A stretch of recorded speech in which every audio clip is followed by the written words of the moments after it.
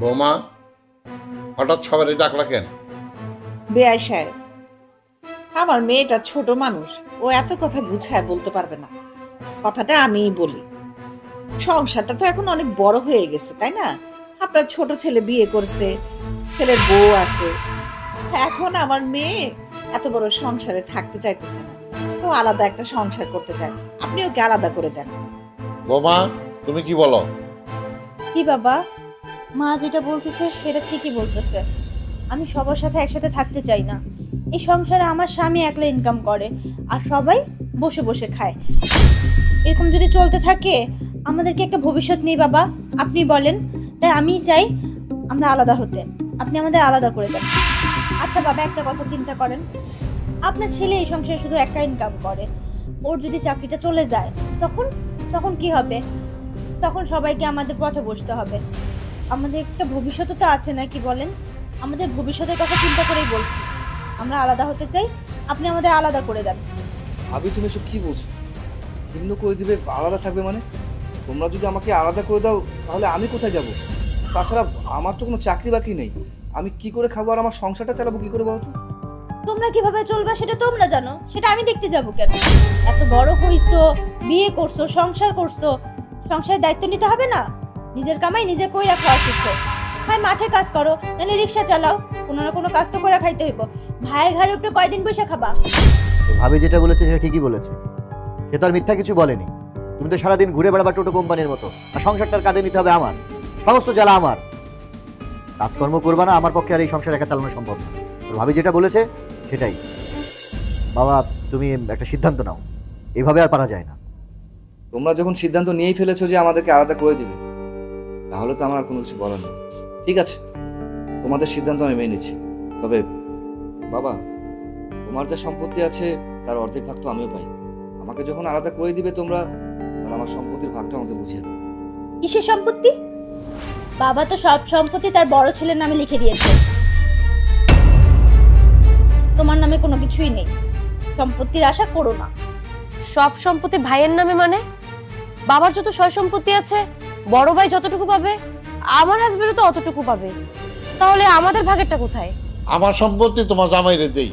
তোমার জামাই সারাদিন খেলে হলো ক্যারাম বোর্ড, কতদিন পর খেলবো জুয়া। এই জুয়া খেলতে খেলতে আমার সয় সম্পত্তি সব বেচা ফালাই, তখন তখন আমি কি করবো? এই জন্য ওর নামে কোনো সম্পত্তি আমি দেই নাই। সয় সম্পত্তি যা আছে সব আমার এই বড় পোলা নামে দিচ্ছি, কারণ ওর কাছে দিলে আমার সম্পত্তি থাকবো, আর ওরা যদি লেখা দেই সব জুয়া খেলা নষ্ট করে হবে। এই ব্যাপার তাহলে বাবা, তাই না? সব সম্পত্তি তুমি ভাইয়ের নামে লিখে দিয়েছো। আমি কি তোমার ছেলে না? আমারও তো কিছু অধিকার রয়েছে। এই সম্পত্তির ভাগ তো আমারও পাও না, তাই না বাবা? তুমি সব সম্পত্তি ভাইয়ের নামে লিখে দিতে পাও না? আমার ভাগেরটা অন্তত আমাকে বুঝিয়ে দাও। চুপ কর, যে উঠতে চায় তার উঠতে দে। ওহো, এই ব্যাপার তাহলে। যে উঠতে চায় তাকে উঠিয়ে দাও, আর যে দেবে যাচ্ছে তাকে দাবাতে থাকো। বুঝতে পেরেছি, তোমাদের সবার ষড়যন্ত্র আমি বুঝতে পেরেছি। এই সম্পত্তির ভাগ তোমরা আমাকে দিতে চাইছো না, এটা তো তোমাদের সিদ্ধান্ত। ঠিক আছে, লাগবে না তোমাদের এই সম্পত্তি। এবার চলো, এই বাসায় আমরা অপমানিত হয়ে আর একটা মুহূর্ত থাকবো। চলো। দাঁড়া, যাওয়ার আগে তোর কাপড় চোপড় যা আছে নিয়ে যা, আর কিছু হাড়ি পাতিল লয়ে যা। থাক বাবা, তার আর দরকার হবে না। অনেক দয়া দেখিয়েছো আমার প্রতি, এতটুকু দয়া না করলে পারবে। তোমাদের কোনো সাহায্যই আমার দরকার নেই। এই বাসা থেকে আমরা দুজনে এক কাপড়ে বেরিয়ে যাবো। চলো সে।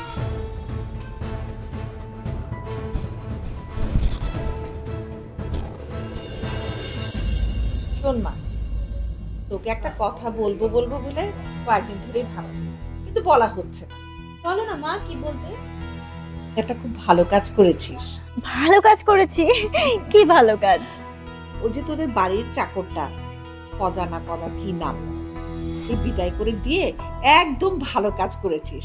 এতদিনে তুই প্রমাণ করে দিয়েছিস যে তুই আমারই মেয়ে। তুমি এই কথাগুলো কেন বলছো মা? ওকে বিদায় করে দিয়ে আমি কি এমন ভালো কাজ করেছি? ও তো কাজ টাজ ঠিকভাবে করতো না, খালি ফাঁকি দিত, তাই বের করে দিয়েছি। এই যে দেখ, তোর শ্বশুর সারাদিন খায় আর ঘুমায়, দেখতে কেমন হচ্ছে দিন দিন, এই মোটা ধরা সাপের মতো। এটা কি ভালো দেখায়? আমি বলি কি মা, এখন থেকে তুই একটা কাজ কর, তোর শ্বশুরকে ঘরের সব কাজকর্ম করা। ঘরের কাজকর্ম বলতে এই বাইরের বাজার সদাই এগুলি করা টুকটাক। সারাদিন এরকম শুয়ে বসে থাকে। তুমি তো এটা ঠিক কথা বলেছো মা, কিন্তু তোমার জামাই যদি এটা না মানে, তো ও যদি কোনো রাগ করে বা আমাকে কিছু বলে তখন? মানবে না মানে কি বলিস? আরে মেয়ে মানুষ হয়েছিস কি পুরুষ মানুষের কথা শোনার জন্য? আরে স্বামীকে যদি আয়ত্তে করতে না পারিস তাহলে আমি মা হয়েছি কেন? আমি আছি না, সবকিছু ট্রিক্স তোকে আমি শিখিয়ে দেবো। আর তাছাড়া তোকে কি আমি এইভাবে মানুষ করেছি নাকি? তা অবশ্য ঠিক বলেছো। আচ্ছা ঠিক আছে, এই ব্যাপারটা নিয়ে তোমাদের জামাইয়ের সাথে কথা বলছি। আমার তো আবার একটু পার্লারও যেতে হবে। আর শোন, তোর ভাই ভাবি কিন্তু রওনা দিয়ে দিয়েছে। তাদের জন্য বাজার সদাই করতে হবে না। তোর ভাইয়া তো গরুর মাংস ছাড়া খাবেই না, আর তোর ভাবি খাসির মাংস পছন্দ করে। শ্বশুরকে দিয়ে বাজারে পাঠানো, তো বসেই থাকে সারাদিন। আর ভালো কথা, শ্বশুরকে কিন্তু বলতে ভুলিস না আমি আবার একটু কবুতরের মাংসটা বেশি পছন্দ করি। ঠিক আছে মা, তুমি একদম টেনশন করো না। তোমার কবুতরের মাংস আর ভাইয়া ভাবি ওনারা যা পছন্দ করে তাই আনাচ্ছি, আর আমার শ্বশুরকেই বাজারে পাঠাচ্ছি। এটা নিয়ে তুমি টেনশন করো না। আচ্ছা আমি তাহলে যাই, আমার আবার পার্লারে যেতে হবে, আমার দেরি হয়ে যাচ্ছে। তুমি বাড়িতেই থাকো। হ্যাঁ আচ্ছা ঠিক আছে, তুই কোনো চিন্তা করিস না।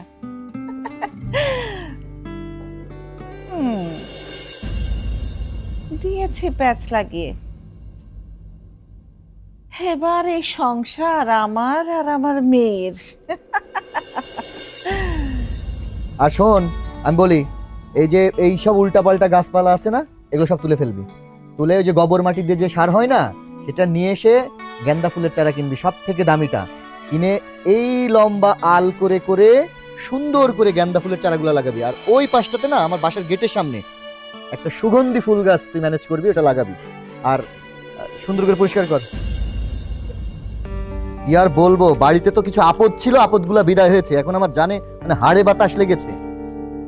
কি করে রেখেছে বাড়ির অবস্থা সব। দেখো আমি নতুন শাড়ি কিনেছি, কেমন লাগছে আমাকে? তুমি হচ্ছ আমার বউ, তোমাকে নতুন শাড়িতেও যেমন লাগে পুরাতন শাড়িতেও তেমন লাগে, একদম পরীর মতো লাগছে। আচ্ছা ভালো কথা, তুমি ময়লার মধ্যে কেন এসছো? তোমাকে ডাকতে এসেছি, আমি একটু পার্লারে যাব, আমার সাথে চলো না? আচ্ছা এদিকে দেখছো তো আমি ফুলের বাগানটা সাজাচ্ছি, তুমি একটা কাজ করো, আমি তোমায় টাকা দিয়ে দিচ্ছি, তুমি লক্ষ্মী মেয়ের মতো পার্লার থেকে সেজে চলে আসো।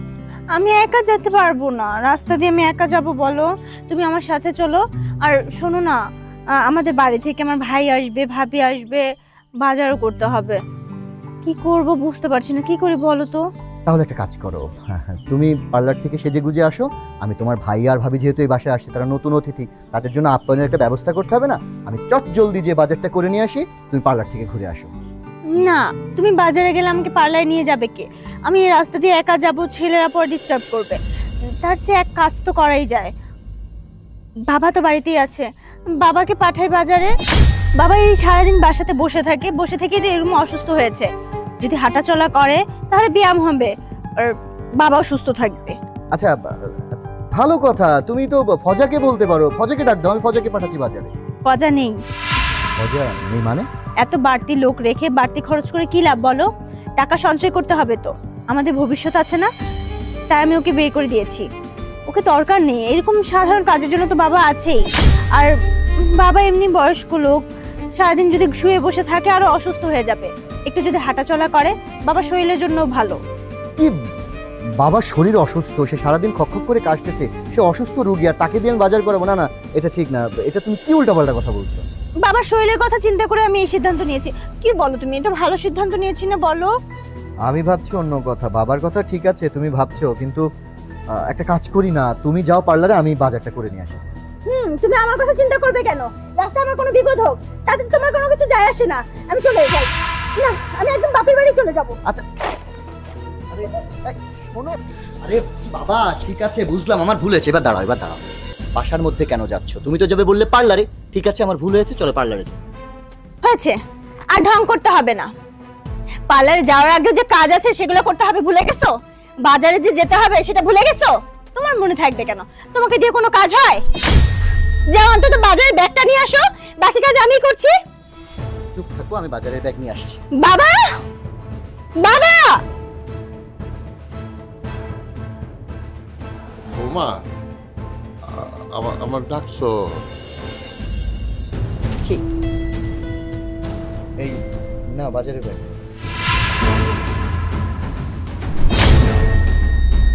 আব্বা, বাজারের ব্যাগ।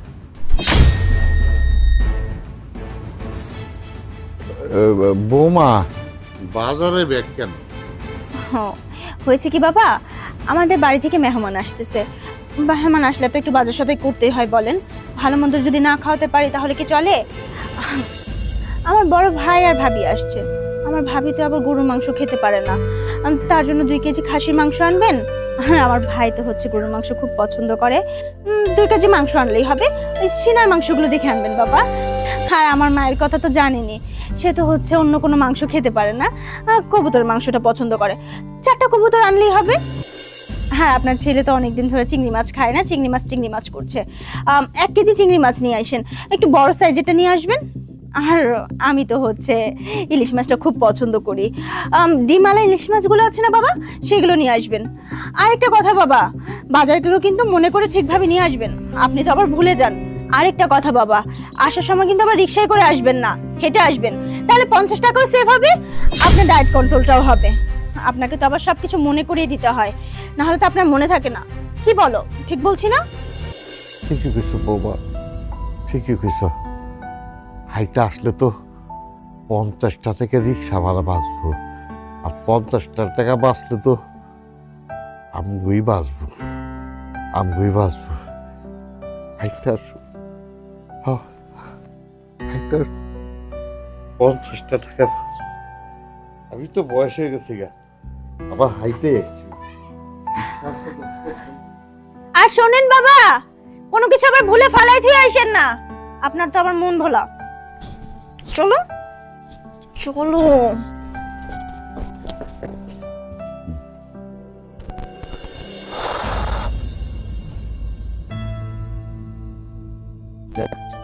অ্যাটলিস্ট বাসা তো নিয়ে ফেললাম।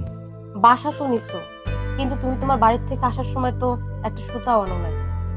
এই বাসা থাকতে গেলে তো মিনিমাম একটা তোষক লাগবে, বালিশ লাগবে, বিছনার চাদর লাগবে, রান্না বাড়া করতে গেলে হাঁড়ি পাতিল লাগবে, বাজার সদাই লাগবে।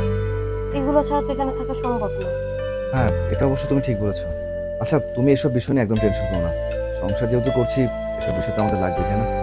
আমি দেখি বাইরে যাই, একটা কাজের বন্দোবস্ত করে আমাদের যা যা লাগবে সংসারের জন্য আমি সবকিছু ব্যবস্থা করছি। তুমি টেনশন করো না, যাও তুমি ঘরে যাও। আর হ্যাঁ, ঘরে গিয়ে ঘরটা একটু পরিষ্কার করো, ঠিক আছে? কিভাবে পরিষ্কার করবো? এখানে কি ঝাড়ু আছে নাকি? ঝাড়ু, বেলচা, বালতি এগুলো তো প্রয়োজন। ও হ্যাঁ, তাই তো, আমার তো কিছুই সঙ্গে নিয়ে আসেনি। আচ্ছা ঠিক আছে, আমি আসার সময় সবকিছু নিয়ে আসবো। তাহলে তুমি রুমে যাও, রুমে গিয়ে রেস্ট করো। হ্যাঁ আচ্ছা ঠিক আছে।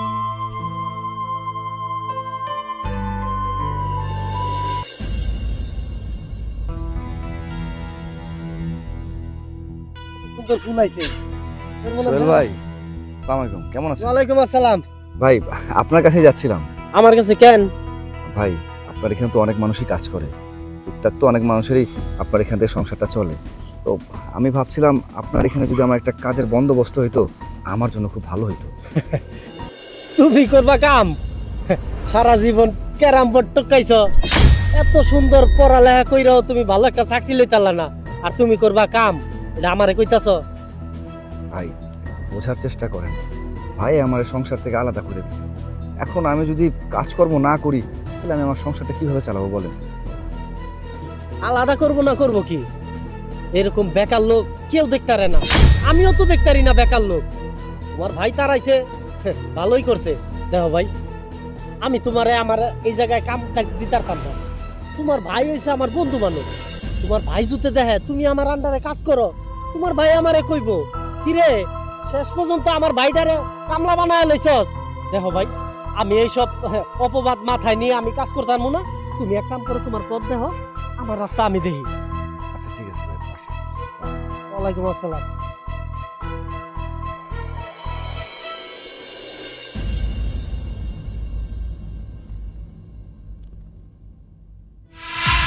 বাবা, তোমার হাতে ওইটা কি? বাজারের ব্যাগ। বাজারের ব্যাগ তোমার হাতে কেন?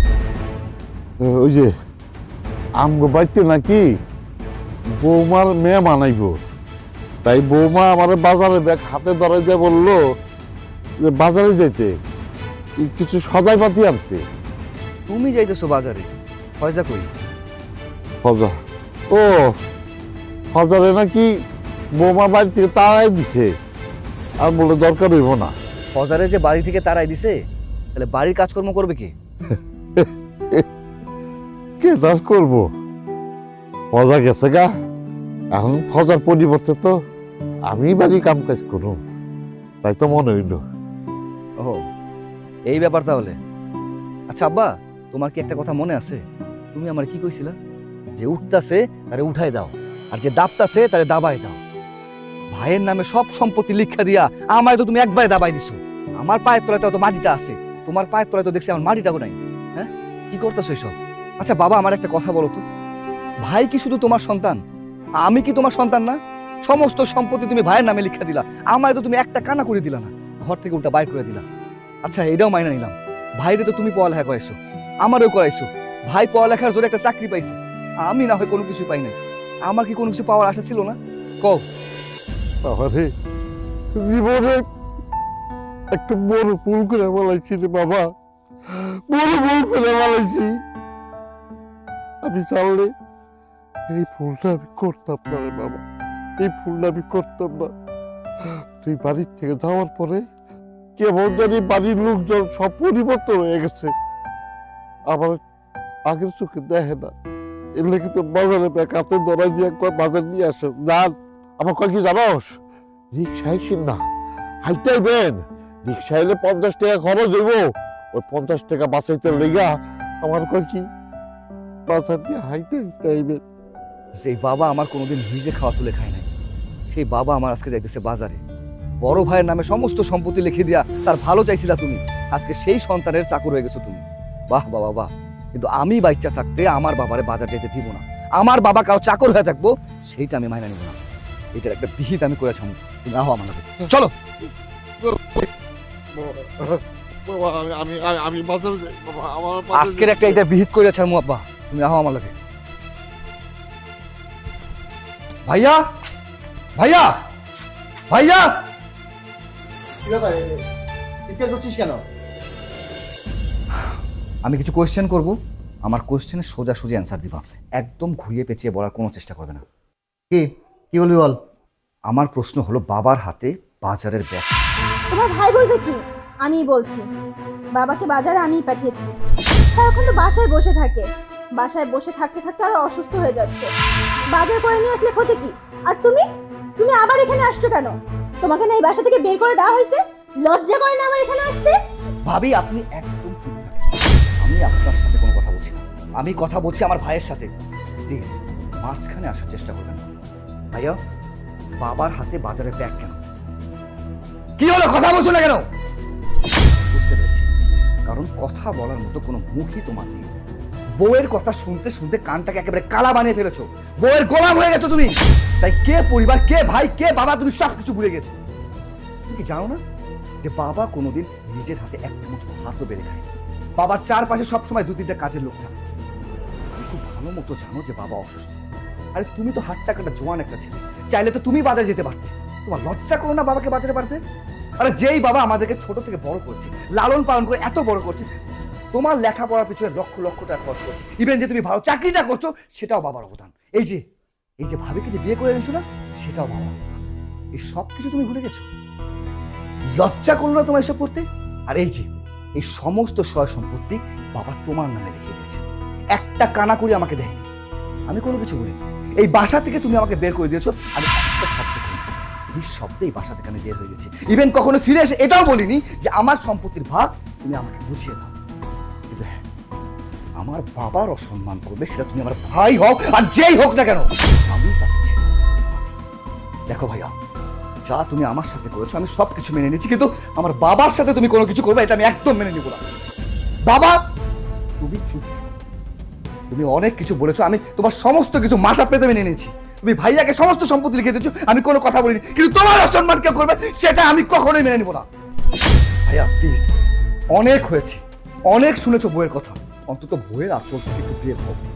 কে বাবা কে ভাই তাদেরকে সম্মান করতে শিখো, তাহলে এমন একটা দিন আসবে যে তুমি পথের ফকির হয়ে যাবে, নিশ্চয় হয়ে যাবে, তোমার পাশে কাউকে পাবে না। আর এটাই হবে তোমার শেষ পরিণতি যদি না। আশা করি আমি কি বলেছি বুঝতে পেরেছ। সত্যি কথা বলতে আমি আমার বইয়ের আঁচলের তলে থাকতে থাকতে কখন যে পায়ের তলে চলে গিয়েছি ভুলে গিয়েছিলাম। আজকে তুই এই কথাগুলো যদি আমাকে না বলতিস না, আমার জ্ঞান চক্ষু খুলতো না। বাবা, আমি আসলে একটা কুলাঙ্গার হয়ে গেছি শুধু এর কারণে। আজকে আমি আমার বইয়ের কথা শুনে আমার নিজের রক্তকে আমি অস্বীকার করেছি। এই সমস্ত সম্পত্তি আমি আত্মসাৎ করেছি, আমার নিজের নামে লিখিয়েছি। আর আজকে কিনা সেই বউ আমার বাবাকে দিয়ে চাকরের মতো খাটাচ্ছে। তুই ঠিক বলেছিস, আজকের পর থেকে এই বাড়িতে সে যদি থাকতে চায় তাহলে আমার বাবার চাকর হয়ে থাকবে, আর নয়তো এমন বউ আমার দরকার নেই। বাবা, তুমি এইসব কি বলছো? তুমি আমার মেয়েকে এইভাবে বলতে পারো না। আমার মেয়েও কখনো কোনো কাজ করেনি, অথচ এই সংসারে সে কতই না কাজ করছে। আর আমাকে তুমি মেহমান হিসাবে এনে এখন আমাকেই অপমান করছো। আপনি চুপ করেন। আপনার জন্য আমার এই সংসারে অশান্তি। আপনি আপনার মেয়ের একটু পরামর্শ দিয়ে এই সংসারে অশান্তি করবেন। শুনেন, মান সম্মান নিয়ে আপনি এই বাড়িতে চলে যান, ধরে আপনাকে আমি ঘাট ধাক্কা দিয়ে বাড়িতে বের করব। ঠিক আছে, আমাকে যখন তোমার বাবা এত অপমানই করেছে আমি থাকবো না, কিন্তু মনে রাখো আমি একা যাব না এই সংসার থেকে। আমি গেলে এখান থেকে আমার মেয়েকে সাথে করে নিয়ে যাব। তোমাদের এই নরকের সংসারে আমি আমার মেয়েকে রাখবো না। চল মা, আমরা চলে যাই এখান থেকে, এখানে আর আমরা থাকবো না। না মা, আমি কোথাও যাব না। আমি লাল শাড়ি পরে এই বাড়িতে ঢুকেছি, এখান থেকে যদি আমাকে বের হতে হয় সাদা শাড়ি পরে বের হব। আমি তোমার কথায় আমার পরিবারের সবার সাথে, আমার দেবর, আমার স্বামী, আমার শ্বশুর, সবার সাথে কতটা বাজে ব্যবহার করেছি। এটা আমার একদমই উচিত হয়নি। তুমি চলে যাও মা, আর কখনো তোমার নিজের সন্তানের সংসার ভাঙার জন্য এসো না। তোমার কথায় মা, আমি আমার সুখের সংসারের মধ্যে আগুন লাগিয়েছি। আমার সোনার সংসারটা আমি ভেঙে তছনছ করে ফেলেছি। তোমার মতো মা যে সংসারে থাকবে না, সেখানে কখনো উন্নতি হবে না, কেউ ভালো থাকতে পারবে না, কেউ একসাথে থাকতে পারবে না। কেবিএন সাহেব, হ্যাঁ শুনলেন তো আপনার মেয়ে কি বললো? এখনো দাঁড়িয়ে আছেন, লজ্জা করে না? যান যান, চলে যান। শোনেন, যেদিন ভালো হবেন সেই দিন এই বাড়িতে আসবেন, না হয় এই বাড়ির 30 মানে যেন আপনাকে আমি না দিই। আমার কি দোষ? আমি তো সবার মঙ্গলই চাচ্ছিলাম, আমি তো ভালোই চাচ্ছিলাম। আজকাল ভালোর আর কোনো জামানাই নেই। যাই বাবু। বাবা, বাবা, আমি অনেক বড় ভুল করে ফেলেছি। আমার জ্ঞান ছিল না, আমি মায়ের কথায় কতটা বাজে ব্যবহার করেছি। মাফ করে দেন বাবা আমাকে। ভাই, তোমাদের কাছে কিভাবে যে আমি মাফ চাবো আমি বুঝতে পারছি না। আমার উপর কোনো রাগ রেখো না। ছোট কোথায়? ওকে কোথায় রেখে আসছো? আমি যাব ওর কাছে গিয়ে আমি ওর কাছে মাফ চাবো। যা বাবা, যা যা, আমার ছোট বৌমা নিয়ে যা। চলো চলো চলো।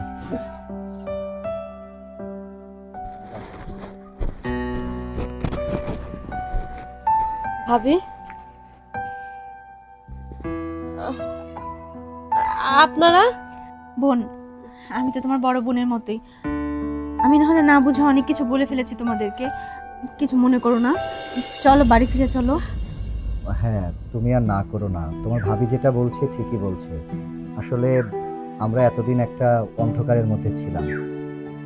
আমার ছোট ভাইয়ের সাথে তোমার সাথে আসলে আমি যেটা করে ফেলেছি বা আমরা করেছি সেটা পাপ করেছি।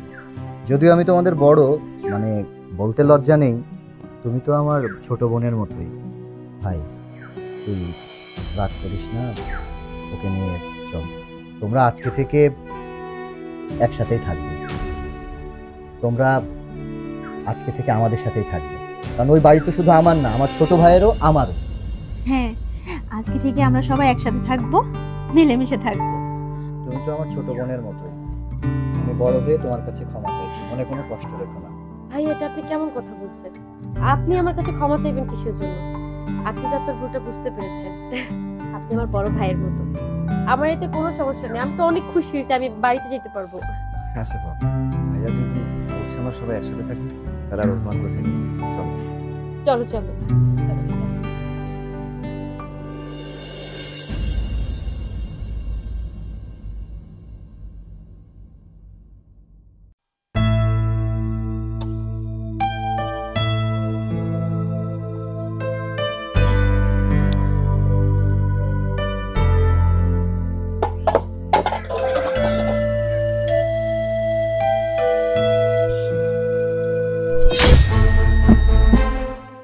এখনো থালা বাসন মাজতেছিস? হ্যাঁ, তোর এখনো থালা বাসন মাজা হয়নি? সে কখন থালা বাসন নিয়ে কলপারে আসছিস, এখনো থালা বাসন মাজতেছিস?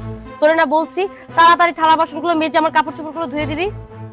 শোন, সাদা কাপড় চোপড়গুলো ধোয়া হয়ে গেলে সাদা কাপড়ে নীল দিবি, তারপর ড্রয়িং রুমে গিয়ে ড্রয়িং রুমটা সুন্দর করে পরিষ্কার করে তারপরে বাসা যাবি, বুঝতে পারছিস? জি আপা।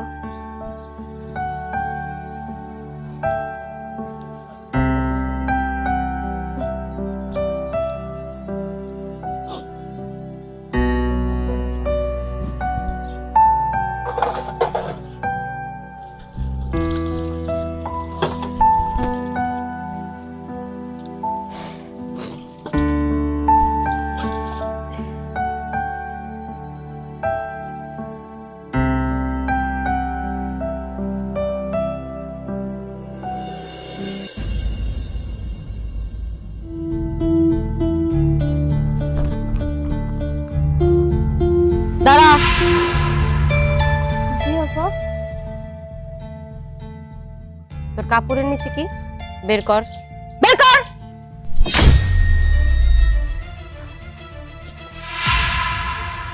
প্রতিদিন আমাদের বাসা থেকে রুটি চুরি করিস?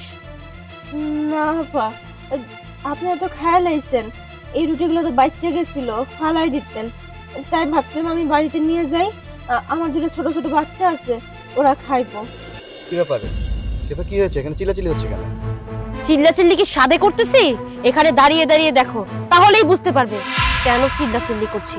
এই প্রতিদিন তাহলে খাবার এক্সট্রা বানিয়ে বাসায় নিয়ে যাস, তাই না? না আপা, চুরি করি নাই। সকালে আমার নাস্তা খাইতে যে রুটিগুলো দিছিলেন সেইগুলা খাই নাই, সেইগুলোর লাগে আপনার ওখান থেকে দুইটা রুটি বাচ্চা গেছিল, সেই দুইটা রুটি খাইলে নিয়েছি। জানেনই তো আমার স্বামী পঙ্গু, খাওয়াই করতে পারে না, বাচ্চা দুইটা খাওয়ানোর লেগে চিল্লাচিল্লি করে, তাই আমি আমার ভাগে রুটিটা রাখা দিছিলাম, হেডি লয়ে যাইতেছিলাম। ও, তোর হাজবেন্ড পঙ্গু দেখে এখন আমার সংসারটাকে পঙ্গু করতে আসছিস, তাই না? হ্যাঁ, তার মানে তুই প্রতিদিন রুটি চুরি করিস, সাথে আরো অনেক কিছু চুরি করিস। তোর মতো চোরকে তো আমার বাসায় রাখা সম্ভব না। হ্যাঁ, তোকে যদি আর কোনোদিন দেখেছি আমার বাসার থেকে কোনো কিছু নিয়ে বাসায় নিয়ে গিয়েছিস, তোকে ঘাড় ধাক্কা দিয়ে বাড়ি থেকে বের করে দেবো। আচ্ছা বাদ দাও না, সামান্য বিষয় নিয়ে কেন এত উত্তেজিত হচ্ছ? বা দুইটা রুটি নিয়েছেই না, বাদ দাও না বিষয়টা। এখন দেখছি তোমার কাজের লোকের জন্য দরদ একদম উতলে পড়তেছে। হ্যাঁ, তোমাকে বলেছি না আমি যখন কোনো কথা বলবো সেই বিষয় নিয়ে তুমি কোনো কথা বলবা না। হ্যাঁ, এই যে এই যে, ও বাবা, ফকিন্নির বাচ্চা, তুই রুটির পাশাপাশি ডিমও চুরি করিস? তার মানে তো আমার ঘরে যত জিনিসপত্র আছে সবই তো তাহলে চুরি করিস, তাই না? এখন তুমি বলো, এর মতো একটা ফকিন্নির বাসায় রাখা উচিত? না আপা, আমি ডিম চুরি করি নাই, আর খায়া ফেলার পরে যে ডিমটুকু বাচ্চা ছিল ওইটাই নিছি। জিজ্ঞাসা করেন স্যারে, স্যারের প্লেটে ডিম আসিল। হ্যাঁ, ও আসলে ঠিক কথাই বলেছে। ডিমটা আমি খাওয়ার সময় বেঁচে গিয়েছিল, তো আমি ওকে বললাম টেবিলটা পরিষ্কার কর, ও বোধহয় সেজন্য নিয়ে যাচ্ছে। বাদ দাও না বিষয়টা। তুমি চুপ করো, আর একটা কথা তুমি বলবা না, বুঝতে পারছো? আচ্ছা হয়েছে, তুমি রুটিটা দাও তো। এই রহিমা, তুমি যাও তো, যাও যাও যাও যাও। বাবা বাবা বাবা বাবা বাহ, কাজের মেয়ের জন্য দেখে আপনার দরদ একদম উতলে পড়তেছে। হ্যাঁ, বউ ভালো লাগে না, কাজের মেয়ে ভালো লাগে, তাই না? আরে বাবা, তুমি এসব কি উল্টাপাল্টা কথা শুরু করেছো? তুমি একটা শিক্ষিত মেয়ে, একটা কাজের বুয়া, কাজের বুয়ার সাথে তুমি এই ধরনের আচরণ করবে, এটা কি ঠিক? আর সব থেকে বড় বিষয়, ওরা গরিব মানুষ, ওরা নষ্ট খাবার নিয়ে যাচ্ছিল। ও তো নষ্ট খাবার নিচ্ছে না, ও আমার সংসারটাকে নষ্ট করতে আসছে। আমি এখন অনেক ভালো করেই বুঝতে পারছি তোমার নজর ওই কাজের মেয়ের দিকে পড়ছে। ঘরে চলো, আজকে আমি তোমাকে মজা দেখাবো, ঘরে নিয়ে চলো। আরে শিফা শোনো, আরে ব্যাপারটা বোঝার চেষ্টা করো, তোমরা তো সব গরিব মানুষ না, ওদের সাথে এমন করলে আল্লাহ খারাপ করবে, এটা স্বাভাবিক বিষয়। বাবা বাবা এই তো মা চলে আসবে বাবা।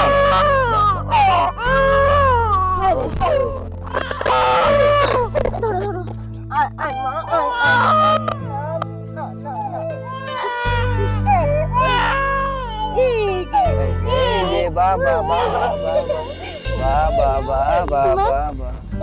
নাস্তা লাগাইছি, এটি খাও না, নে বাবা।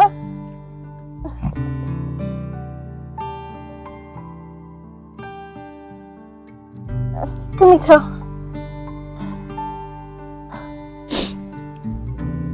বউরে, তোমার দেখলে আমার অনেক কষ্ট লাগে।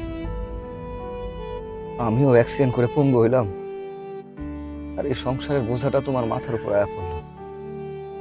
সারাটা দিন মানুষের বাড়িতে কাম করো, ওখান থেকে কাম করে আয়া ঘরের কাম সামলাও, বাচ্চাদের দেখো, তোমার অনেক কষ্ট হয়ে যায়।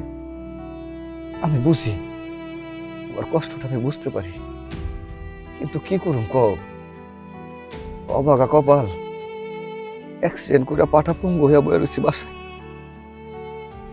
বাচ্চাগুলো তোমার জন্য কিচ্ছু করতে পারি না, আমার মন থেকে অনেক খারাপ লাগে, আমি মাইনা নিতে পারি না। তুমি তুমি কোনো চিন্তা করো না বউ, দেখবা আমি কিছুদিনের মধ্যে সুস্থ হয়ে যাবো, এরপর এই সংসারটার হাল আমি নিজ হাতে শক্তভাবে ধরো। তুমি কোনো চিন্তা করো না, আল্লাহ তো আছে, দেখবা একদিন সবকিছু ঠিক হয়ে যাইব। আল্লাহ কষ্ট দিয়ে পরীক্ষা করে, এই আর কি। তুমি এত যদি টেনশন করো, তোমার পায়ের ব্যথা কমবো না তো। ডাক্তার কইছে তোমার কোনো টেনশন করা যাইব না।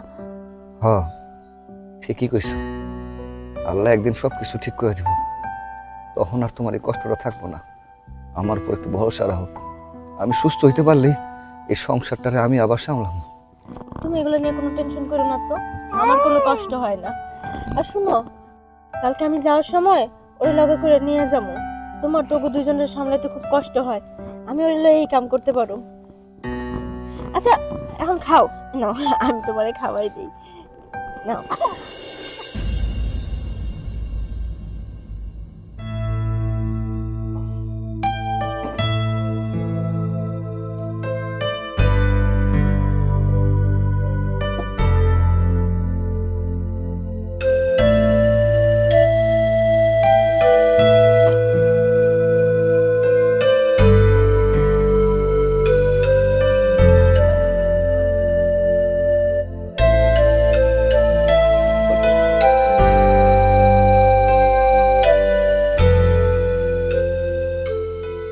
ডাক্তার সাহেব, কি মনে হচ্ছে?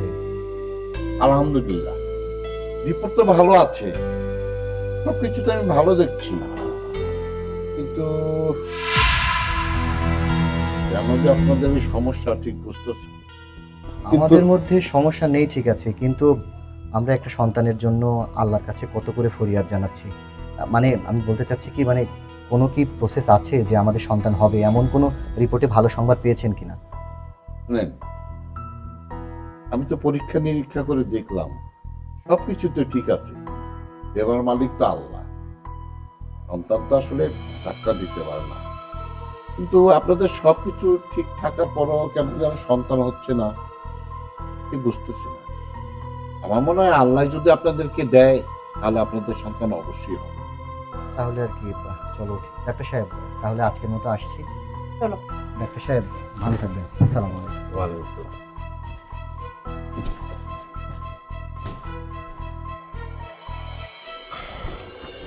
এই মা, চিল্লায় না চিল্লায় না, রাখো রাখো। ওরে বয় মা, এখানে বয়, ধরে নিয়ে কাজ করতে পারি না, বয় আম্মু কাজটা শেষ করে। ভালোই তো, এত দামি সোফাটারে নষ্ট করার প্ল্যানিং করে আসছিস না? হ্যাঁ এই তোরে না বলছি বাচ্চা নিয়ে কখনো আমার বাসায় আসবি না? দিলি তো আমার সোফাটারে নষ্ট করে। এই তুই না আগে কয়েকবার তোর বাচ্চাটাকে নিয়ে আসছিলি, হ্যাঁ তখন তোর বাচ্চা পটি করে আমার সোফাগুলো নষ্ট করে দিয়েছে। এই ফকিন্নির বাচ্চা, তুই জানিস এই সোফার দাম কত? হ্যাঁ তুই 1 বছর বসে যে টাকা ইনকাম করিস সেই টাকা দিয়ে এরকম একটা সোফা হবে না, বুঝতে পারছিস? শোন, আমি আর তোর চেহারাটা একদম দেখতে চাই না। এখনই এই মুহূর্তে তুই আমার বাড়ি থেকে বের হয়ে যাবি। তোর আমার বাসায় কাজ করার কোনো দরকার নেই। আপা, আপনি তো জানেন যে আমার স্বামী পঙ্গু, হাঁটতে চলতে পারে না। 2টা বাচ্চারে সামলানো ওর খুব কষ্ট হয়ে যায়। আর ও তো ছোট 8 মাসের বাচ্চা, বুকে দুধ খায়। ওর রাইখা তো আমি আইতে পারি না, ওর অনেক কষ্ট হয়, সারাদিন না খায় থাকতে হয়। আপনি এমন করেন না আপা। আচ্ছা শেফা, বিষয়টা এখানে চুপ থাকো না, এই বিষয়টা নিয়ে উত্তেজিত হওয়ার কি আছে? ভুল করেছে আর করবে না, বাদ দাও না। তুমি চুপ করো, তোমার কথা মতো আমি চলি না, তুমি আমার কথা মতো চলো। এই, এখন যাবি নাকি ঘাট ধাক্কা দিয়ে বাড়ি থেকে বের করে দেবো? আপা, আমার চাকরিটা খায়েন না। আমি যদি চাকরি না করি আমার সংসার চলবে না। কইলামই তো আমার স্বামীটা পঙ্গু, ও কোনো কাম করতে পারে না। আমার কামেরটা বাই করে দিয়েন না আপা। আমি যদি কাম না করি এই 2টা বাচ্চা নিয়ে না খায় থাকতে হইব আমার। তুই কি যাবি নাকি ঘাট ধাক্কা দিয়ে বের করবো?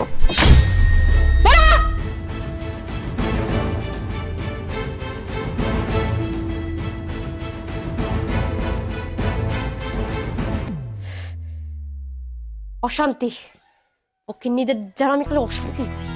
এটা তুমি কি করলে? সে একটা অসহায় মেয়ে, আর একটা দুধের বাচ্চা, তুমি তাকে এই বাসা থেকে বের করে দিলে। বাচ্চাটার প্রতি অন্তত তোমার একটু দয়া থাকা উচিত ছিল, একটু মায়া থাকা উচিত ছিল। চুপ করো, এত বেশি বুঝো কেন? তুমি কি আমাকে জ্ঞান দিতে আসছো? যাও ভিতরে যাও, যাও। অশান্তি।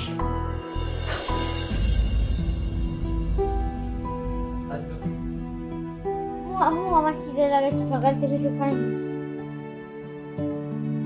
বাজান রে, ওই বাসাতে তো আমি চলে আইছি, আমার কাম নাই। আর ওখান থেকে কোনো খাওয়ানো আনতে পারি নাই, আর আমার বেতনও দেয় নাই। আমি এখন যে তোকে লেগে কইতে খাওয়ান জোগাড় করি। কাম সাইরা চলে আইছো মানে? হ্যাঁ, এবারে আপা আমার কামের তো বাই করে দিছে। বাচ্চা নিয়ে গেছি দেখে অনেক চিল্লাচিল্লিও করছে। বুঝই তো, বাচ্চা নিয়ে কোনো বাড়িতে কাম করতে দিতে চায় না, ঝামেলা করে, চিল্লাচিল্লি করে। আমিও ঘরে পঙ্গু হয়ে বয়ে রয়েছি। তোমারও যদি কাম না থাকে সংসারটা চলবো কেমনে? আর 2টা বাচ্চার মুখে খাওন দেবো কেমনে কও তো? এখন কি করা যায় কও? এগুলো লয়ে কোনো টেনশন করো না। ওই কামটা গেছে তো কি হয়েছে, আমি অন্য জায়গায় কামের ব্যবস্থা করছি, ওখানেই কামে যাবো। দেখি হ্যাঁ করে বুঝাই কমু যে বাচ্চা লয়ে আমার কাম করতে হইব। ওরাও তো আমি তোমার কাছে রাখা যেতে পারি না। তুমি একলা এই অবস্থায় 2টা বাচ্চারে কেমনে সামলাইবা? ঠিক আছে, যাও, সাবধানে যাও। তুমি কোনো চিন্তা করো না, তুমি একটু সাবধানে থাকো, ওরে দেখতে রাখো। মানে আমি আলাদা করে নিয়ে যেতেছি। তোর বাপে কিন্তু হাঁটতে পারে না, তোর বাপে যা কয় সেটা শুনবি, বাইরে দুষ্টামি করিস না বাবা। মাইয়াটা ঘুমাই গেছে।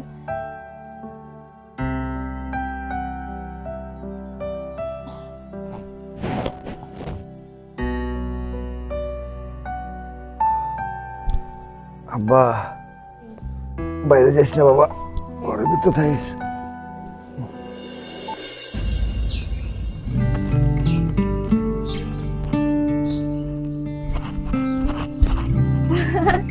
মা কেমন আছো? ভালো আছি, তুই কেমন আছিস মা? এই তো ভালো আছি। হঠাৎ করে চলে আসলে, একবার জানাবো না মানে?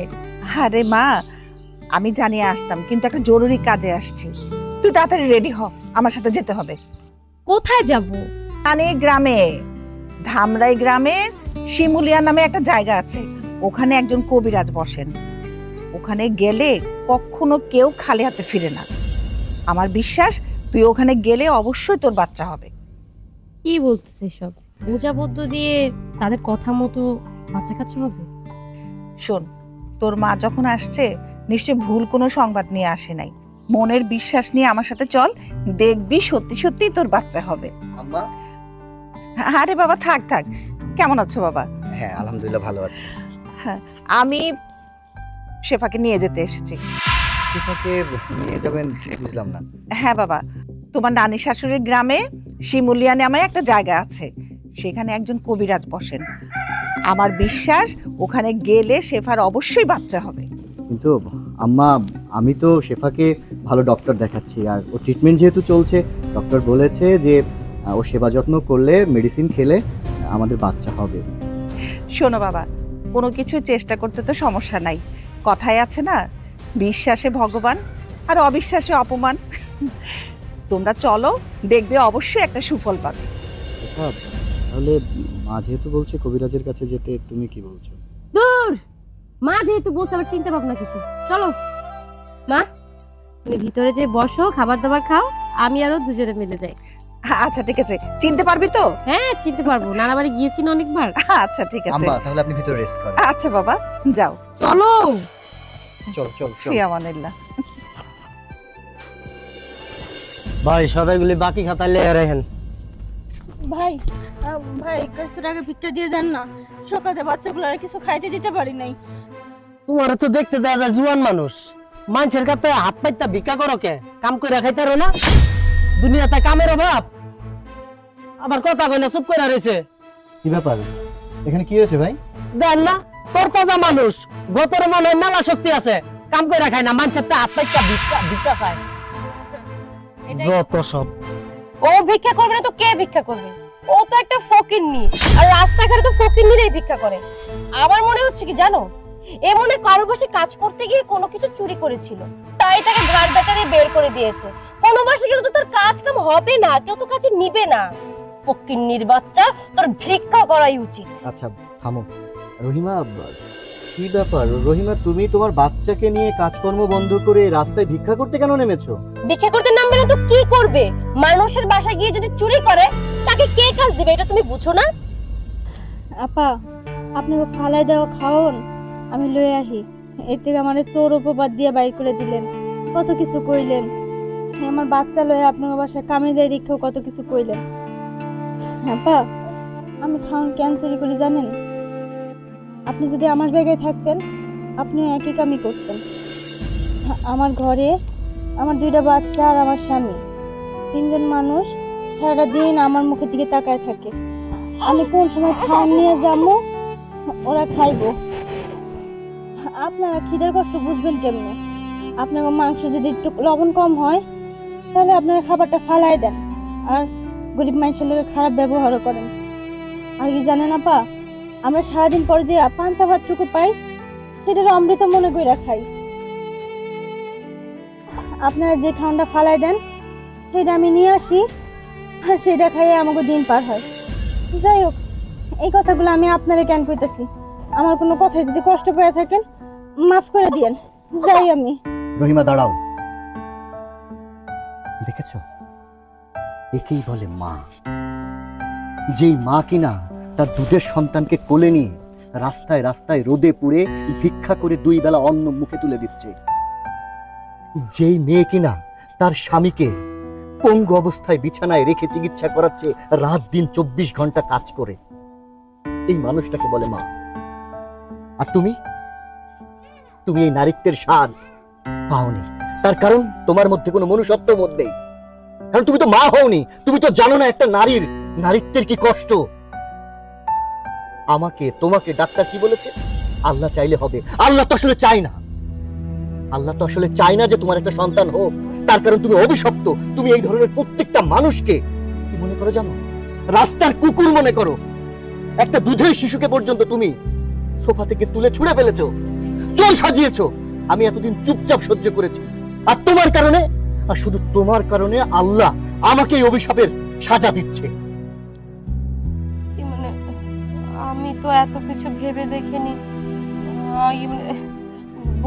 বোন, আমার ভুল হয়ে গেছে। আমি আসলে বিষয়টা নিয়ে কখনো ভেবে দেখিনি।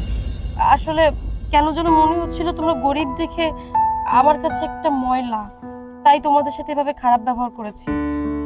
সত্যি বলতে আমার তো বাচ্চা কাচ্চা হয় না, ওর বাচ্চাটাকে দেখে আমার সবসময় হিংসা হতো, তাই আমি ওর সাথে খারাপ ব্যবহার করছি এতদিন। তবে আমি আর ওর সাথে খারাপ ব্যবহার করব না। আজকে থেকে এই বাচ্চাটাকে আমি লালন পালন করব, আর তুমি ওদের দায়ভার সব তুমি দায়িত্ব পালন করবে। রহিমা, তোমার ভাবি কিন্তু আসলে বুঝতে পেরেছে সে ভুল করেছে। তুমি তোমার ভাবিকে ক্ষমা করে দাও, আর তোমার হাজবেন্ডকে বলো তার উন্নত চিকিৎসার জন্য যা যা করা লাগে আমি করব। আজকে থেকে তুমি আমার ছোট বোন, আমার বাড়িতেই থাকবে, আর আজকে থেকে তোমার মেয়ে আমাদের মেয়ে হয়ে থাকবে।